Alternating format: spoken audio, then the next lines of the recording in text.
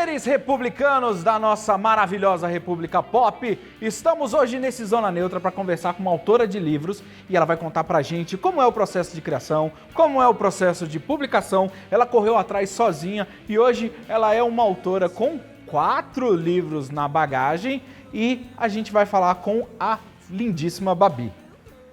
A linda é pela quantidade de qualidades, tá, gente?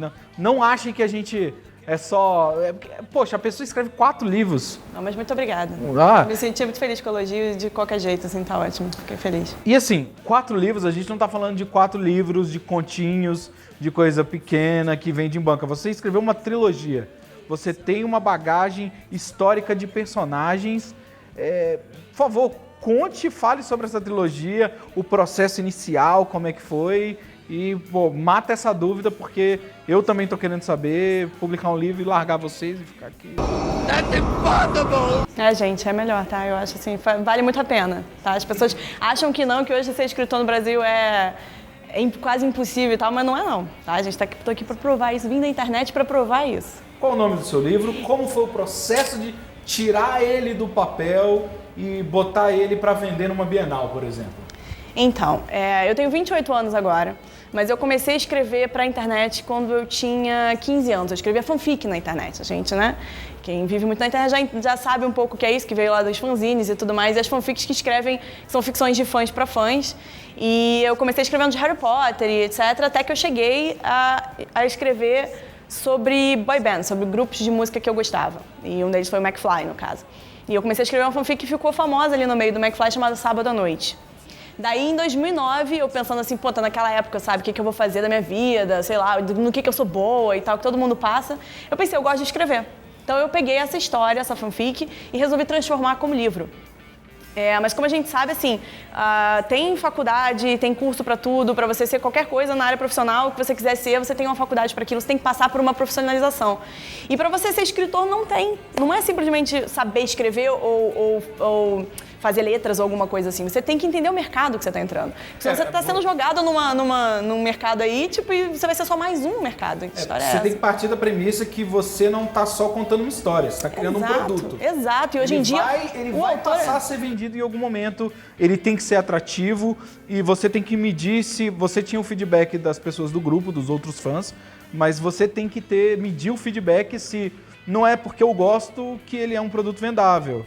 E isso tem diversos fatores, desde a gramatura do papel, a capa. Você brigou muito por isso, você estava contando para mim em off. Conta um pouquinho sobre esse processo criativo do primeiro livro, como é que foi? Então, porque eu queria entender o que era esse mercado literário antes de me jogar nele, assim, para não simplesmente acabar enfrentando coisas que, na verdade, muitos escritores enfrentam, que é o porquê que meu livro não está na livraria? Por que o meu livro não está na vitrine da livraria? E existem motivos, né, porque cada coisa acontece dentro do mercado editorial. Então eu decidi lançar de forma independente. Foi a minha primeira coisa, eu falei, nem vou procurar editor, eu vou tentar de forma independente. Você entrar no mercado apanhando. Exato, porque eu acho que você tem que começar por baixo, você tem que começar aprendendo, e foi dessa forma dentro de gráfica que eu aprendi cor de capa, né, com quantas cores, qual seria o valor do livro final, o valor final do livro, se eu colocasse a capa colorida, se eu colocasse a capa preta e branca, se a capa tivesse até o tamanho da orelha da capa ali, né, o tamanho da orelha do livro, interferia no valor total do livro, a cor da página, a gramatura da folha, enfim.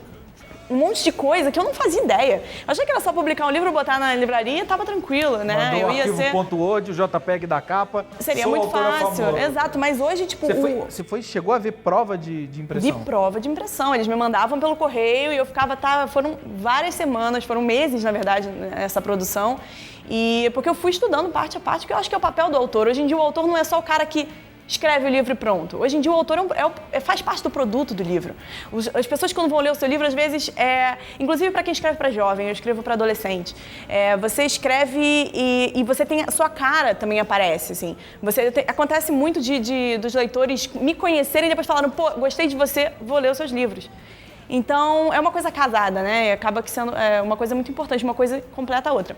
Então eu lancei Sábado à Noite de forma independente, eu fiz 1000 livros e tal, e depois fui divulgando em bienais do livro, em eventos e na internet. E daí em um ano eu consegui vender tudo. Bater na porta, você chegava, por exemplo, numa Bienal, ou você ligava antes, botava em consignação, falava com os diversos instantes, como é que você lidava com esse processo assim?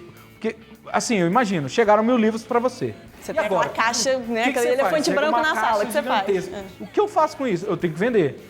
Como eu vendo isso? Porque, você, como você falou, você é autor, você é parte do produto. Mas você nunca foi a venda, o stand. Até a parte do produto você fez bem, muito bem. Só que, e a parte, como é que foi essa parte de, ok, isso está na minha casa, isso tem que ir para a casa dos leitores? Isso, é uma parte que muitos autores acabam se complicando um pouco, porque acaba não tendo público suficiente para vender, e o livro acaba encalhando, e o autor não sabe o que fazer, aquela coisa.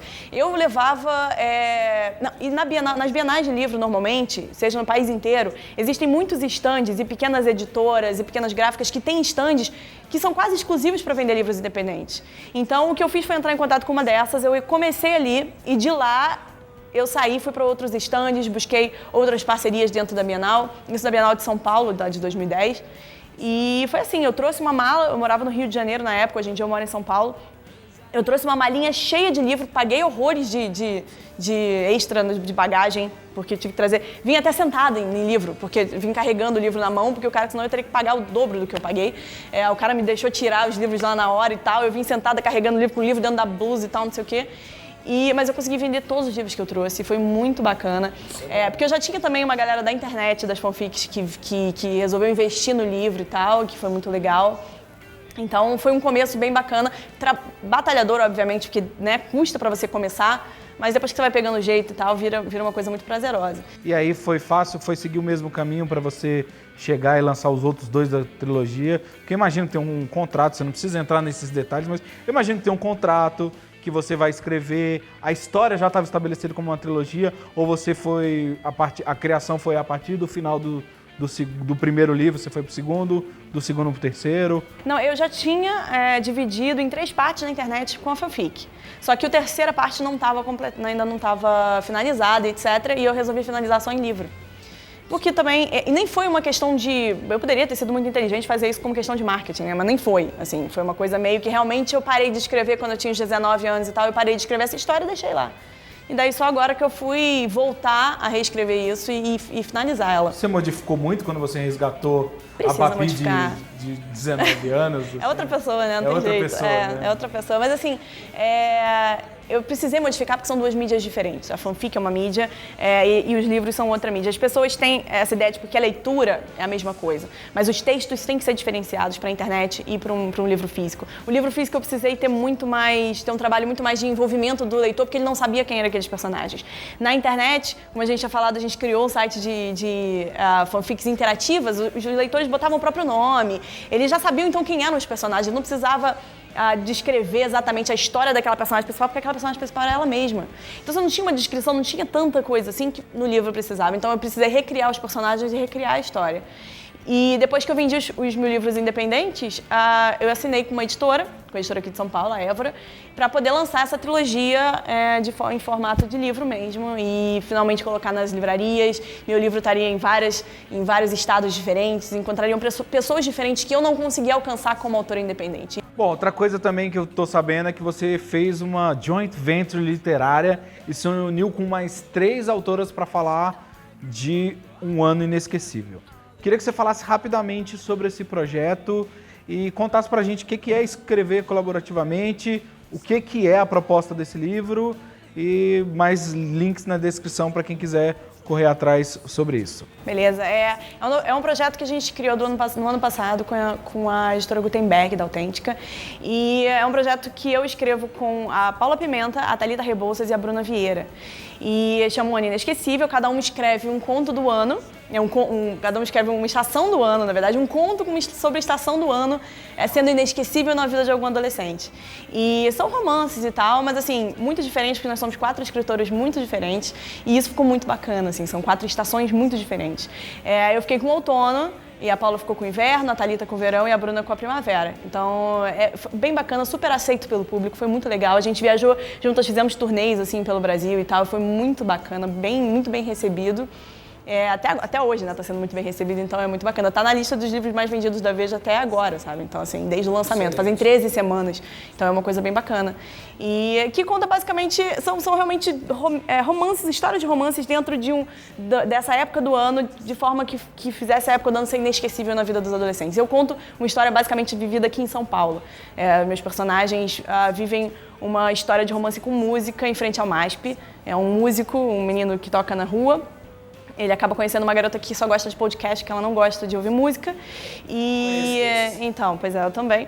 Daí, só que eu sou apaixonada por música, eu amo música. Meus livros todos têm a temática musical. Sábado à Noite tem a temática musical e, inclusive, dá pra ver pelas capas do livro.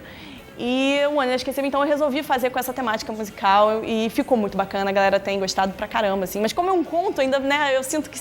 Eu não sou escritora de contos, eu sou escritora de histórias enormes, então eu sinto sempre que preciso escrever mais e que falta muito mais coisa. Então eu só tenho a agradecer a Babi, né, que veio aqui. Se você já conhece a Babi, se você já conhecia o trabalho dela, se você é leitor, é fã da Babi, deixe nos comentários aí que a gente traz ela de volta. Você quer ver ela falar de outras coisas, das paixões dela que estão estampadas no corpo dela em forma de tatuagem, a gente traz ela aqui para bater um papo de Star Wars. Tem Beatles, tem Harry Potter, tem Harry Potter. Então, ó, não falta assunto. A gente pode especular sobre o próximo filme de Harry Potter, os livros, a peça de teatro. Então, deixe o seu comentário sobre o que a Babi tem que voltar aqui para falar com a gente. Curta, compartilha esse vídeo e se você não conhecia, se inscreva no canal da República Pop.